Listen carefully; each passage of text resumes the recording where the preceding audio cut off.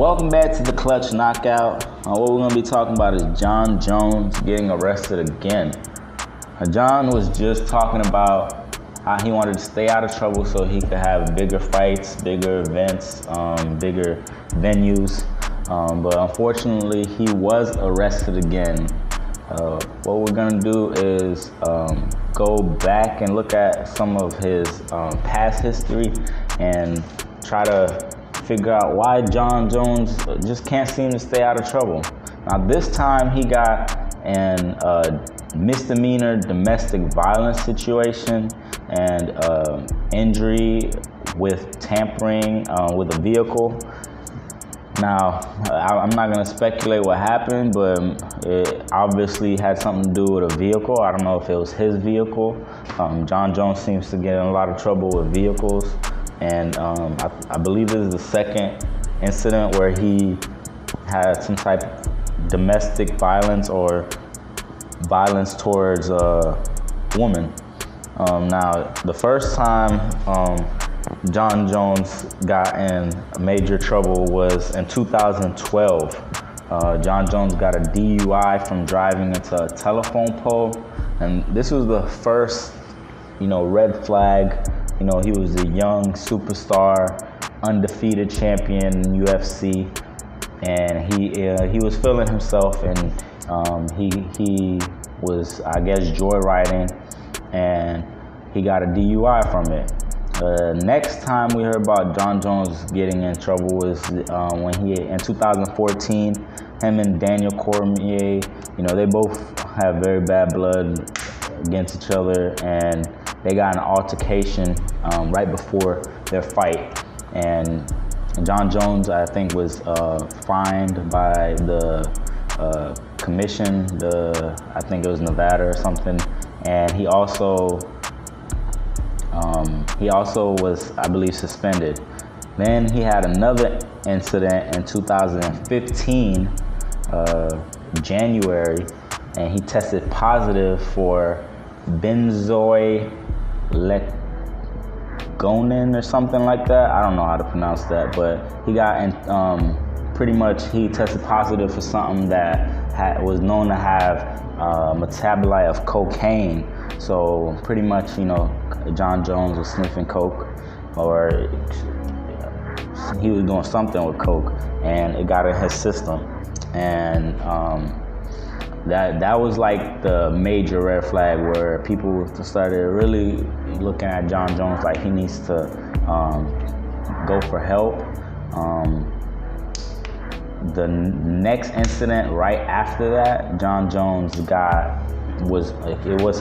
wasn't even a whole year later, it was like 4 months after that. In April 2015, he had a hit and run in Albuquerque, New Mexico. It was actually, I believe, a pregnant woman was involved, and it was a hit and run. And he was charged with a felony for leaving the scene of the crime. Jon did go to rehab, but I think when he went to rehab, he only went for like a day or something like that, a week, but it wasn't anything substantial. So he really hasn't, in my opinion, although I don't know him, I can't really say that, but from the outside looking in, it doesn't look like Jon has really tackled his addiction problems like he should. The next incident after that, for that 2015 incident, he had 18 months of probation and community service. Then in 2019, he had another altercation with a waitress. He had a battery. The waitress said that Jon hit her, and he pled no contest. So, that's basically like saying I'm guilty without saying I'm guilty. And Jon Jones pretty much seems to get like very light sentences. I'm pretty sure he has a great lawyer. I'm pretty sure the UFC backs him and tries to keep him as much out of trouble as possible, and has some good lawyers for him. He is one of their biggest superstars, especially after Conor McGregor is gone. There's not really like a major superstar right now. Khabib is gone. So Jon Jones coming back would have been huge for the UFC.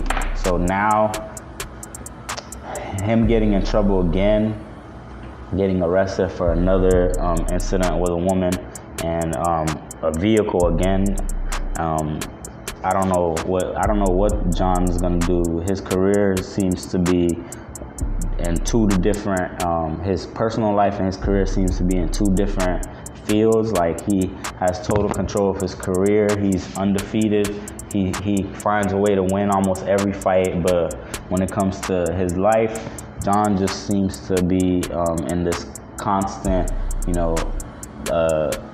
addiction / violent state of mind, and most of that could be probably attributed to him having breaks from fighting. It seems that when fighters have breaks from fighting, like Conor McGregor and others, they tend to go off the rails, and Jon seems to mostly get in trouble when he is having a hiatus from fighting.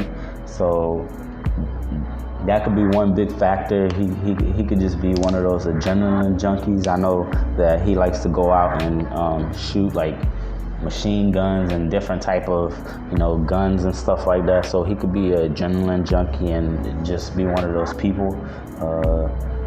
I think that Jon Jones is starting to remind me of someone like DMX. I know DMX wasn't a fighter, but they both probably have a lot of demons. Jon Jones probably has a lot of stuff in his brain. He probably needs to go take some counseling, some therapy, a lot of it, just so he can calm down a little bit, because this is not going to be great for his career long term. I was looking forward to Jon returning.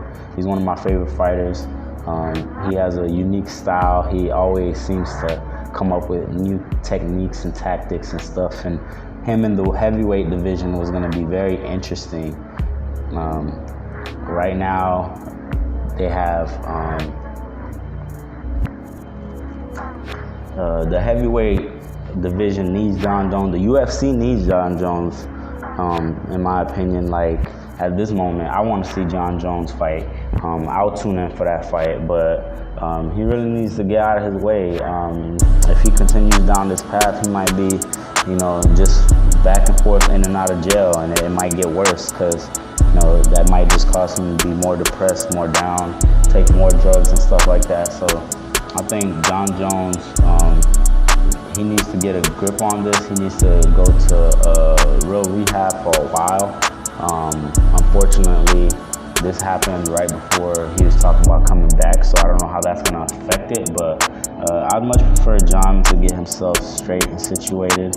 Of course, nobody can be perfect, so everybody's going to have their own thing, their own demons and stuff like that.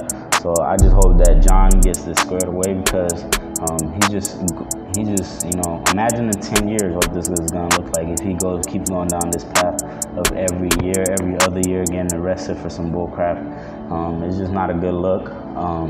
Jon Jones, hopefully you get some help and figure out whatever is bothering you, man. This is not a good look.